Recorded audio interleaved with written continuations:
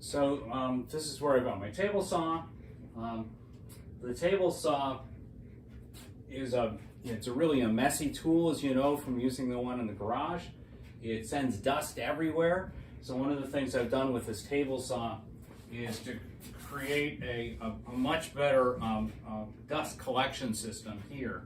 So this dust collector sits over the wood, but it's if you need to have a larger piece of wood, it just shifts up like that, and it also moves back and forth on a track in the ceiling because sometimes I've got a bigger piece of wood.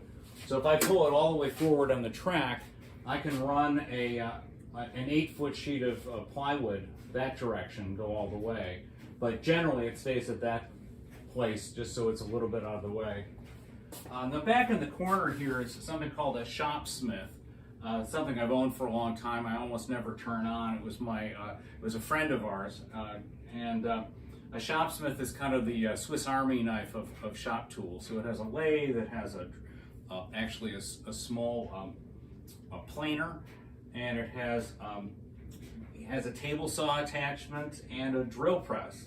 The problem is setting up the tool is a bit of a pain, so it's a lot easier to have standalone tools.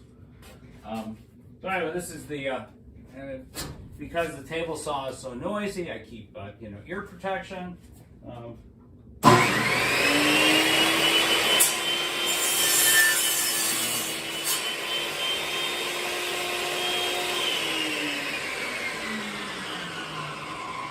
also have this is the compound. This is pretty close to the same compound chop saw that we have in Austin, which I really like. And then on top of that, I've got a computer and a monitor set up here, with an internet connection. So if I'm down here for a period of time, I can watch movies and that sort of thing.